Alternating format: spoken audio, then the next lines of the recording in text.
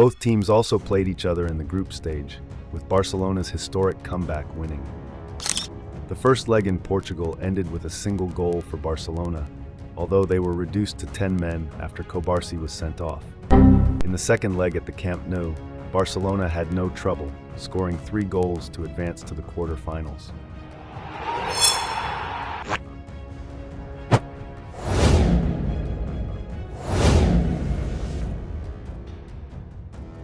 The first leg at Signal Iduna Park ended in a 1-1 draw goal, until the fate of the two teams is dragged into a second leg. Dortmund's goal was scored by Adeyemi and Lille's goal by Haraldsson. In the return leg, the hosts took an early lead in the 5th minute, but Emre Can equalized from the penalty spot in the second half. 10 minutes later, Bayern completed Dortmund's comeback to set up a quarter-final against Barcelona.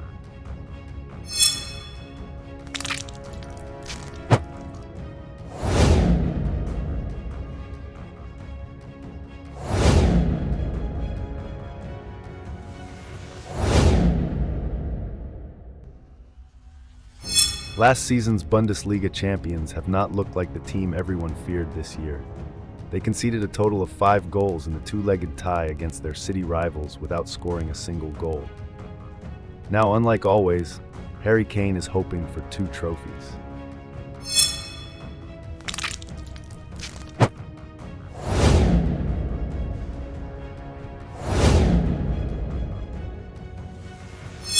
After the elimination of Atalanta, AC Milan, and Juventus, Inter Milan are now the only Italian team in this year's competition.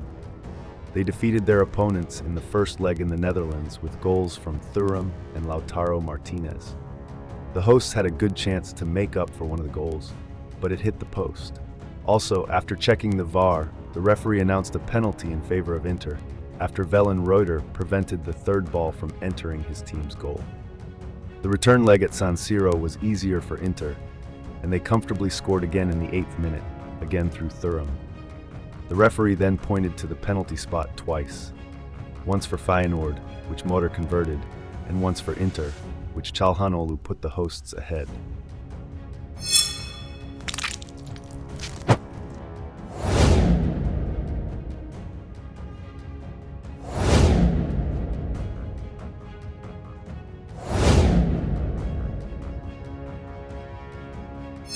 Aston Villa, who won the European Cup in 1981-82 by beating Bayern Munich in the final in Rotterdam, and also reached the quarter-finals the following season, losing to Juventus, now find themselves at the top of European football after 41 years. That gave them enough motivation to score 3 away goals.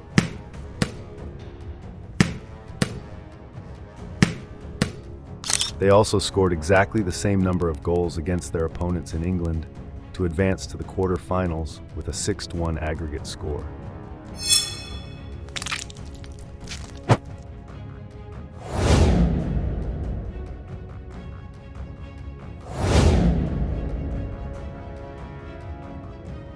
The first leg was played in the heart of France at the Parc des Princes Stadium. It didn't take long for Kvaratskhelia to score the first goal, but after a VAR check, the referee declared that the ball had reached the goal scorer in an offside position. Minutes later, the Liverpool defender fouled the PSG striker in the penalty area, but the referee ordered the game to continue. Against the flow of the match, Harvey Elliott scored for Liverpool in the 87th minute to silence and astonish the Parc des Princes Stadium, and the match ended with the same result. In the end, Alisson Becker, who saved his team's goal 6 times, was named the best player on the pitch. In the second leg at Anfield, things went in reverse of what had happened in the first leg. This time, it was Donnarumma's turn to become a superhero for his team. Even the balls that went past him hit the post. Liverpool even had him open the scoring once. But their bad luck continued, and this time, the assistant referee raised his flag for offside. Ultimately, 120 minutes ended with Ousmane Dembele's lone goal in the 12th minute, sending the two teams to penalty kicks. Donnarumma's brilliance continued, as he saved 2 penalties from Darwin Núñez and Curtis Jones to send his team through to the quarter-finals, and he was named man of the match.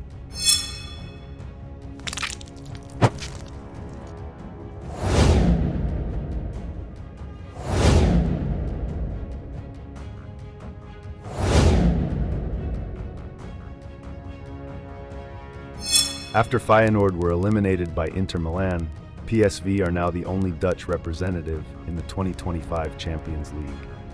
But in the same first leg, the Londoners disappointed the Dutch by scoring 7 goals to prevent them from reaching the quarter-finals. No, God! No, God, please, no! No! No! No! With this victory, Arsenal sent a message to the two Madrid teams, warning them that their next match will not be an easy one. In the return match, everyone expected another high-scoring win with Zinchenko's 6th-minute goal, but that didn't happen, and the match ended in a 2-2 draw.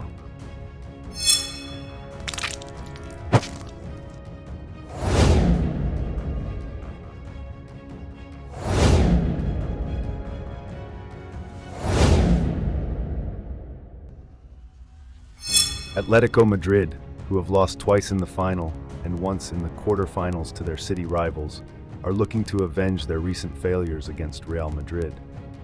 But things didn't go as they wanted at the Santiago Bernabéu, and they lost the match 2-1. All 3 goals in the match were not ordinary goals and were scored beautifully.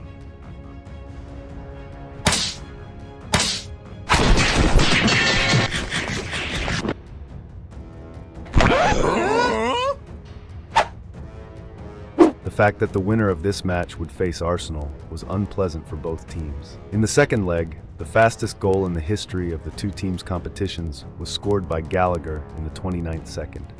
After that, the defensive play of the home team overcame Ancelotti's thoughts. Real Madrid even had a penalty kick, which Vinicius Jr. missed, so the match went to penalties with the same result. In the penalty shootout, VR was a lifesaver for Real Madrid, as it ruled out Alvarez's penalty due to a double foul. It didn't take long for Jan Oblak to make up for Alvarez's mistake by saving Vasquez's penalty. But again, it was Atletico who failed to convert their penalty, and they were again defeated by Real Madrid in the UCL.